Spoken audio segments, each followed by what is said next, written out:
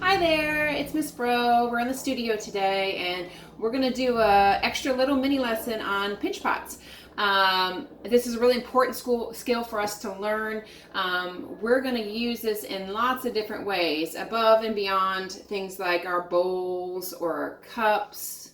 Okay, we're really going to expand upon what you can do with pinch pots, putting two pinch pots together to create sculptures. So it's a really important skill for us to learn. This is a head that's actually made out of two pinch pots. Okay, so once it's been two pinch pots formed together, you start to develop faces and things like that. So we're going to use our pinch pot as a building block to create bigger and larger, more creative pieces. But that's why it's so important that we get this method and technique down so that way you feel real comfortable with it. So I'm going to do a demonstration for you guys, and then I'm going to do a walkthrough lesson with you guys where we're working together on creating a pinch pot at the same time, video live, and kind of reminding you of the steps and showing you guys how to check your thickness of walls and making sure you come up with a really good product that you're proud of and meets all the requirements. And so talking about some requirements or what makes a good pinch pot. So first thing is consistency. That's probably one of the most important things. So we want our pinch pots to be the same thickness all the way through. So if I run, this is one that I made earlier. If I run my fingers from here at the bottom of the pot all the way up to the top, I can feel that it's the same thickness. Okay, I could do it on the other side. We want to make sure it's the same thickness throughout. Okay, what we don't want, I'm going to show you one cut in half here so you get a better idea. What we don't want is this. Do you see how this side is really thick and this side is really thin? Okay, so what happens when pinch pots dry out or clay dries out? It shrinks. And so we don't want this part that's really thin, because the moisture is going to come out of the clay much quicker here, right? And much slower here because it's got all this clay around it. So this part's going to want to actually break off of that. So we would hate to do all that work and have this break off, okay? And so it's not only a functional thing, but an aesthetic thing also. Obviously, you feel like this is really thick and that's really thin. So we want it to be consistent. And when we talk about consistency and how thick we want it to be, we want everything to be about 1/4 of an inch. So it's gonna be real handy in our lesson that we do together today, our walkthrough lesson, is that you have a ruler and your pointer tool. And that's probably the most important tools that you have, okay? All right, or you can, if you don't have a needle tool or a pointer tool at home, you can use a toothpick too, okay? So I'm gonna show you where 1/4 of an inch is there. And I'm gonna show you how to utilize this, okay? The next thing is the appearance of our pot. So our pot needs to be fairly smooth on the inside and outside. Now that doesn't mean that we can't add texture and other embellishments, but this is what I want you to start with, okay? This is where we need to start with our pieces. And then, lastly, making sure that the surface of the lip is smooth, okay? All right, so this needs to be fairly smooth around the outside, okay? All right, so we're gonna focus in on that. I'm gonna grab a piece of clay, okay? And after I'm done going through this demonstration, like I said, we're gonna do a walkthrough lesson together, and we're gonna do it together. So you get to watch me, and we'll do one together too, okay?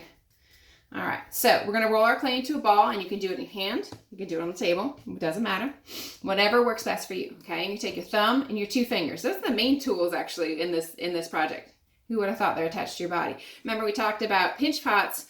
I mean, they started 20,000 years ago making these, okay? For holding food and water in. So they have a very functional background, but we're gonna start to use those as a sculptural sort of item too, okay? So I've already put my thumb in there and I started squeezing. So I'm starting to squeeze. And when I squeeze, even though my motion looks quick, okay, I'm actually going very slow and very methodically around the pot, okay? Do you notice that when I'm doing this, I'm pinching on this side here and I'm going around in a circle, just rotating the pot. Now, I tend to work with my pots up in the air, okay, and that will give me a more narrow bottom. And you may choose to work with them on the surface you're working on, a piece of canvas or a wooden cutting board, whatever it might be, just nothing plastic so your clay doesn't stick. So either way works just fine, okay, but I'm gonna work in the air and I'm gonna go around and pinch, okay? So when you get to this point in the walkthrough, I want you to stop and I want you to show me, okay? All right, because if it's even at this point, if you don't want it to have really thick sides over here and over there and have to fix it. So we want it to be consistent the whole way through the process, okay? And it's easier to make it right than try and fix it. Okay, so I'm going to keep on pinching. Now, I've been doing this a while, so I can tell that it's not thin enough. But once you've pinched it down a little bit further past what I just showed you, okay, I want you to take your ruler and I want you to practice with the measuring, okay? All right, so 1/4 of an inch, 1/4 of an inch. Okay, and I'm going to press through, and I'm going to do this very gently to make sure I don't stab myself. Going through here, just push it through, and my finger on the inside where the needle tool is pushing through doesn't feel the little bit of the poke through of the needle tool or the toothpick. So that tells me that I need to thin it out a little more. So I'm going to work to thin it out a little more. I'm going to keep on pinching and continue to pinching in that consistent way. Okay, and focusing on making this a sphere shape. We want our pinch pots today, I want them to look like you chopped a ball in half, and that's the half of the ball. Okay, all right, so that means the sides should be taller than it is wide at the base. Okay, a nice round form, and I'm continuing to pinch. Now, in our little mini lesson, when you guys have your walkthrough exercise with me, I want you to stop again here, okay, and show me this process. I want to see that you're stopping and checking, because rushing through it isn't going to work. You're going to miss something, and it's going to get really thick on one side or really thin on the other side, okay? And it's such a simple form. It seems like it's so easy to make, but really honestly, you know, practice and making these and really paying attention and measuring is really important. So I just measured it and I could tell it's not quite there yet. Oh, and you know what I forgot to do? Measure the bottom, okay? And a lot of times we get too much clay on the bottom, okay? And it's a little thicker down there because it's not even, okay. I can feel how thick it is, and it's too thick, okay?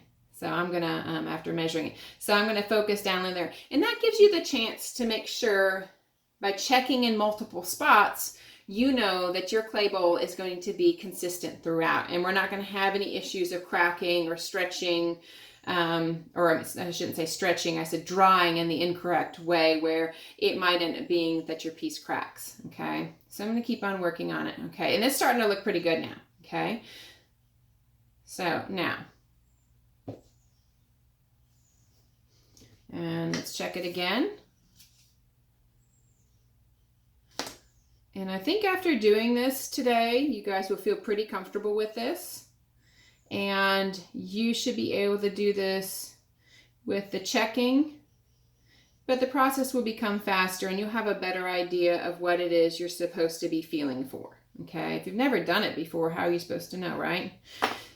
So I put the holes through the bottom.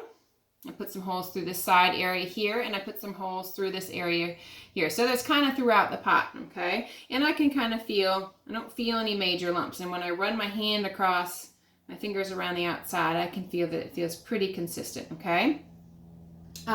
So now we need to talk about, so we've got the shape down. It's a bowl shape, right? Or it's a half a circle, or I shouldn't say circle, half a sphere shape. And it's consistent throughout. So we talk about the appearance now, and obviously I've got all these holes, so we don't want all these holes in our pinch pots. So you can take a sponge and put a little bit of water on it, and that will help meld those open spots together. You can use that. Sometimes I use my thumb in addition to it. If you have any sort of something like a spoon, or I'm using the fork because I was going to show you how to use this texture here on the back of it, but even this round part of the fork here will work, and I can use that, and that's going to push those clay platelets back together. So whether it's a hole from where I poked holes in it, or whether maybe you just have some cracks that develop around the edge, see how that sealed that up nicely? Some cracks around the edge, any sort of hard firm surface like that, or like I said, a damp sponge will work too, okay? And sometimes use my finger to soften that up. And see how nice and clean that looks. And I can't see how on one side here I've got nice smooth, nope, and then over here's the cracks where I haven't done it yet. So you can kind of get the idea of how that's different. At this point now, since I've got it sphere shaped, it's clean, and the appearance is good, it's consistent, okay? At this point is now when you get to play with the creative portions of it, because you've mastered the skill of that. So I did bring out, so I want you guys to be creative with your designs and what sort of things you choose to embellish our little pinch pots we're making today. And it's just a good exploration. So on the back of this fork, our kitchen forks, I've always noticed this spiral and I've always thought it was really cool. So I'm going to press that into my clay. And when I'm doing this, I'm pressing this against my fingers that are on the inside of the pot that are supporting it, okay? All right, see how that makes a fun design? And then you can be really creative with things that you find around your house or outside. I think that leaves and sticks and flowers always look fun pressed in there. If you live near the beach, seashells, or you have some seashells around, those make for fun textures, and they can be repeated designs or they can be singular, okay? Often when they're repeated, it kind of doesn't even look like a seashell anymore. It just becomes a really interesting design on it. And so you can play around with those things. Last day I wanted to show you this. We were playing around, we were cutting celery, and I was like, wow, the bottom of that looks like a rose. And so I was playing around and I put a piece of clay and smashed it into the clay, and it does, it looks like a rose. So be real creative. That would be kind of fun on the outside of a pinch pot. So be real creative with, after you've mastered these skills, to put interesting designs on your pinch pot and have fun with it, okay? All right, so for our little mini walkthrough lesson, I want you guys to make sure you have a ball of clay about the palm size of your hand. Again, grab a piece. About this size, okay? Could be a little bigger, a little smaller, somewhere in there, okay? It's what you're comfortable with. And then you need to definitely have a ruler and a toothpick, or if you have a needle tool, great. A sponge can be helpful. And then maybe find some loose textures from around your house, okay? And then we're gonna do our walkthrough lesson, and we're gonna be doing check-ins, okay? And making sure that you guys are going step by step through this and even while. So as you get started, I'm gonna say, okay, everybody stop, and they're gonna hold up your pots, and I wanna see them, okay? All right? All right, so that would be the finality of my lesson that I would give the kids. And so I just want to talk to you a little bit about what the next assessments would be and how I would cater towards any students that might still be having issues or time frame, and what other materials I might use.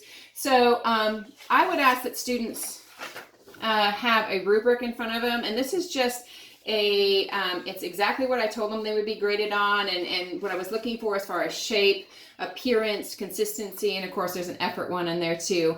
And this would be available to them so that they could print this out and they would be able to read and sort of mentally put that picture in the head. I know that all students are different. Some are very visual, some are very audible, and some people like to really read and process the information that way. So, and this outlines everything that they would have been told to work on, making sure it's a half a sphere, making sure it's clean, no smudges, no extra tool marks, no pointer tool marks where we measured. It's consistently even throughout, okay?